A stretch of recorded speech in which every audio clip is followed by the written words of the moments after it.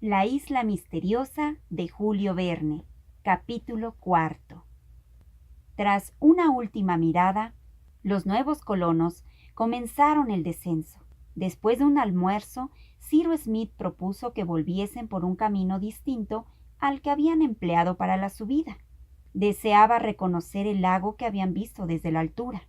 Por lo general, Harbert y Pencroff iban en cabeza, precedidos por Top, que husmeaba todos los rincones y matorrales, mientras que el ingeniero se agachaba de vez en cuando y recogía del suelo objetos que luego guardaba en sus bolsillos.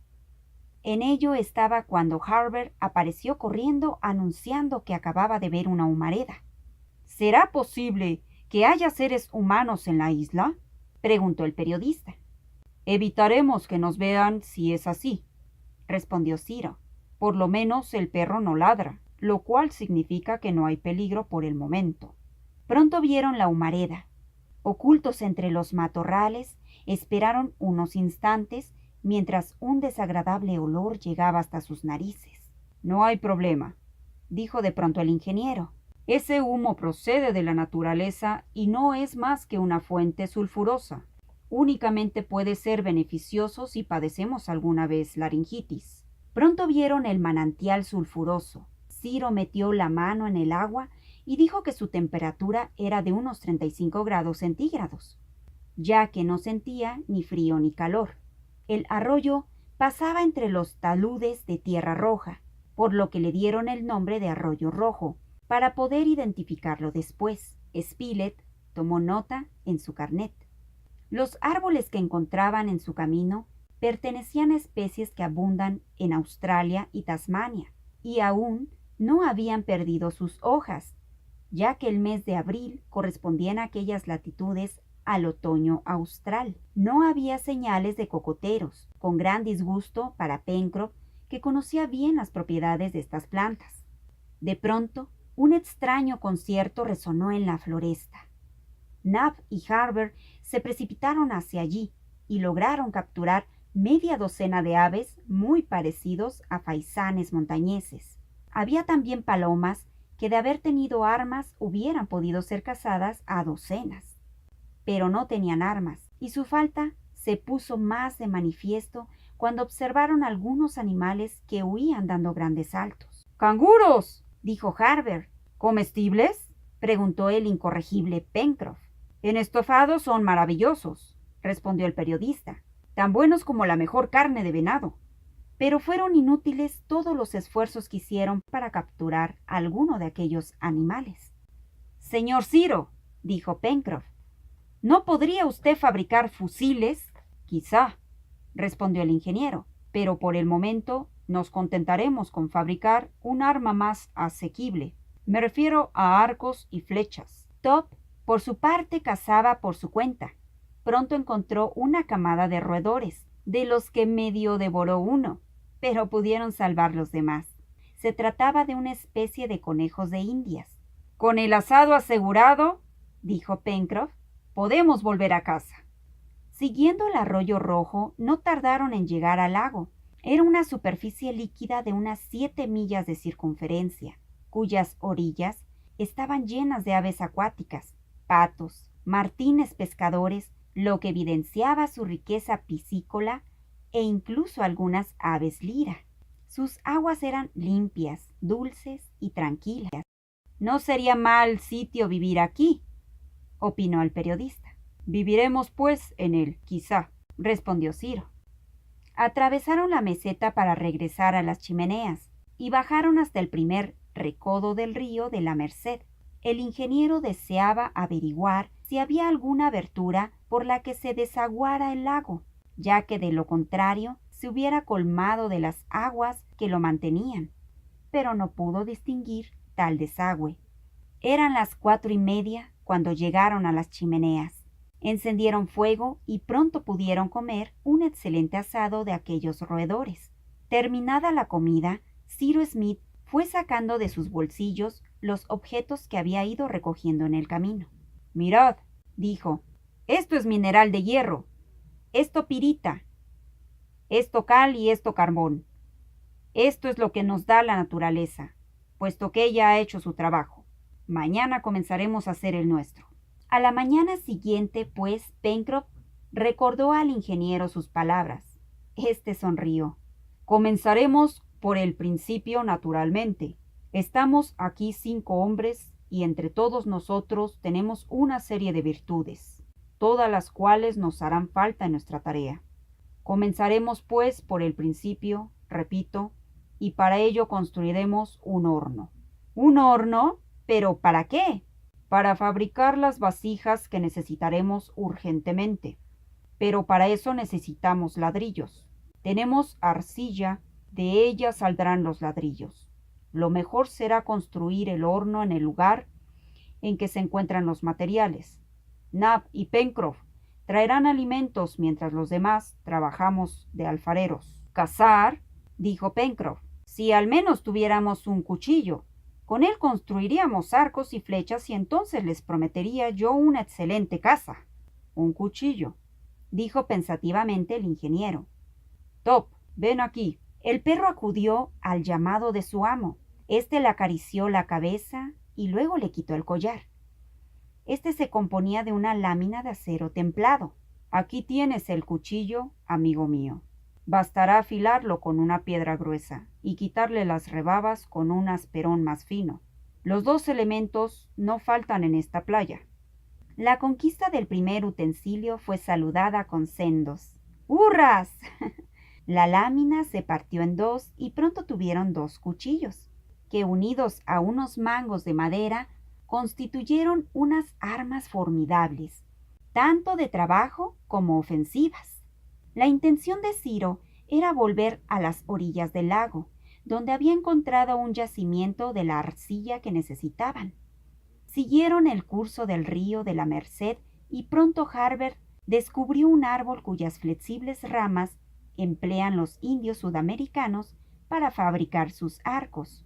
Cortaron varias, más fuertes por el centro que por los extremos, y también hicieron recolección de una malvácea, un hibisco, cuyas fibras son de una notable tenacidad. Ya tenían los arcos, y las flechas no ofrecieron dificultades. Ramas duras, sin nudosidades. Solo les faltaban, pues, las puntas. Pero Pencroff confiaba implícitamente en la habilidad del ingeniero. Él proveería seguramente. Pero esta vez fue Top el que solucionó el problema, cuando cazó un puercoespín, a costa de algunas heridas en el morro.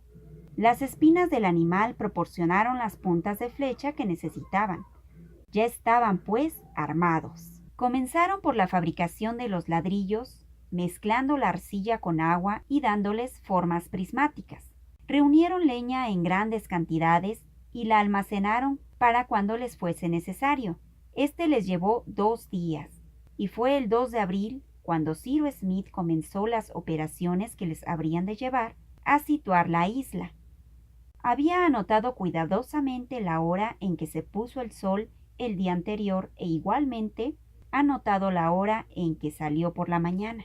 Entre la puesta y la salida habían transcurrido exactamente 12 horas y 25 minutos.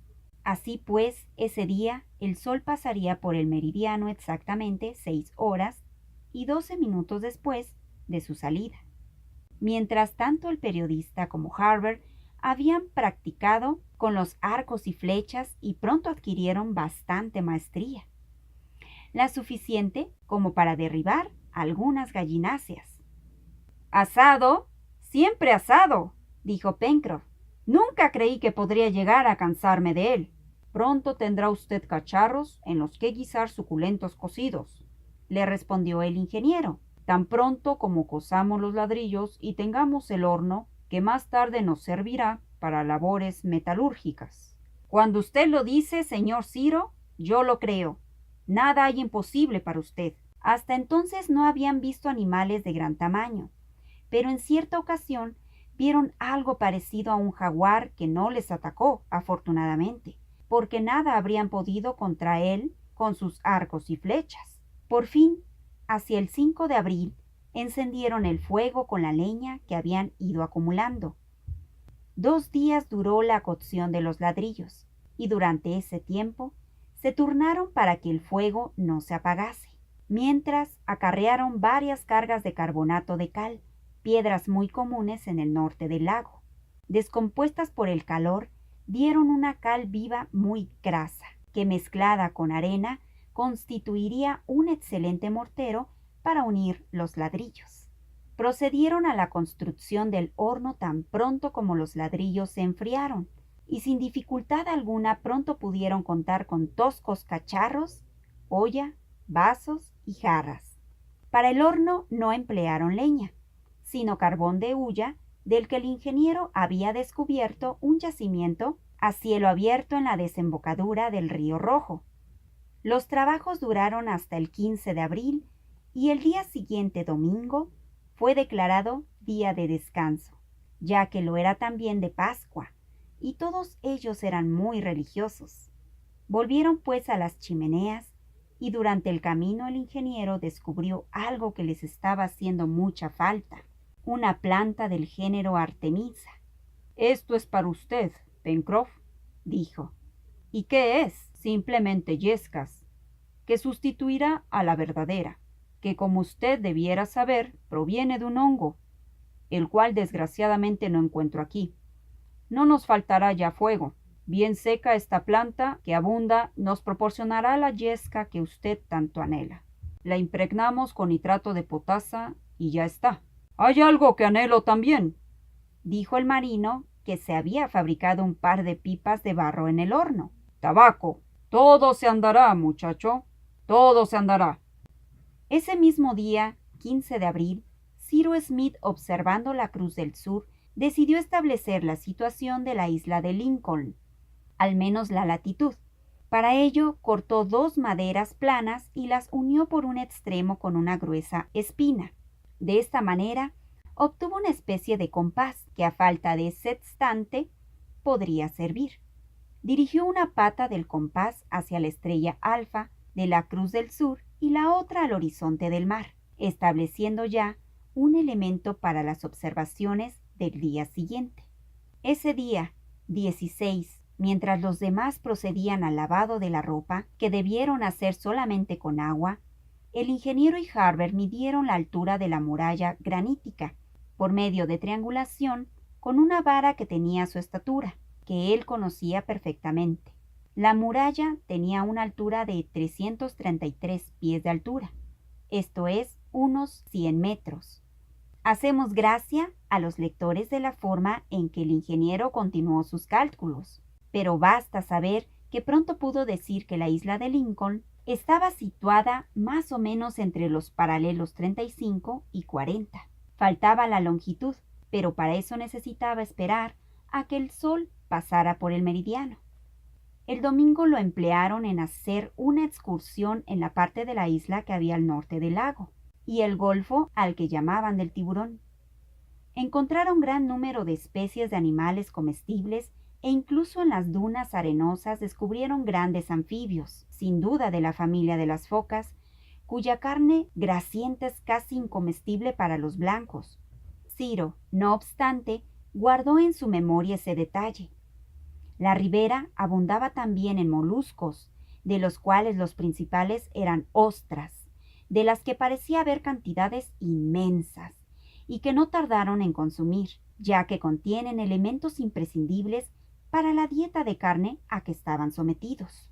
«¡Ay, si tuviéramos fusiles!», dijo Pencroff, viendo una bandada de patos salvajes. «Señor Ciro, ¿no podría usted, si me consigue hierro, acero, carbón, salitre y ácido nítrico, para el fulminante, seguro?», respondió el ingeniero. «Pero no desespere, muchacho. Tal vez algún día. Incluso un barco. ¿No es así, señor Ciro?». «Tal vez, pero mis observaciones sitúan la isla entre Nueva Zelanda y Chile por el momento. Mientras no sepamos la longitud, no podremos estar seguros de si hay alguna tierra cerca o no. En ese caso, y si hay alguna tierra cerca, tal vez podamos construir un barco, del cual usted será el adecuado capitán». A mediodía pudo por fin el ingeniero conseguir la ansiada longitud. Plantó una vara delgada y recta en la arena y fue apuntando con piedrecillas el paso de la sombra de la vara hasta que coincidió con el mediodía, hora en que la sombra es más corta. El periodista, con su cronómetro en la mano, seguía sus movimientos, ya que había tenido la precaución de conservar la hora de Washington, mientras el de Ciro se regía por la de la isla. A las 5 de la tarde, Ciro anunció el resultado de sus mediciones. La isla estaba situada poco más o menos hacia los 152 grados de longitud oeste, medidos desde el meridiano de Greenwich. «Esto nos sitúa», añadió, «a unas 1.200 millas de Tahití y a más de 4.500 de la costa americana. Y como conservo en la memoria el mapa del Océano Pacífico, no recuerdo que haya isla alguna en esa parte». Sabían, pues, aproximadamente dónde estaban, pero como decía Pencroff, nada les faltaba excepto todo.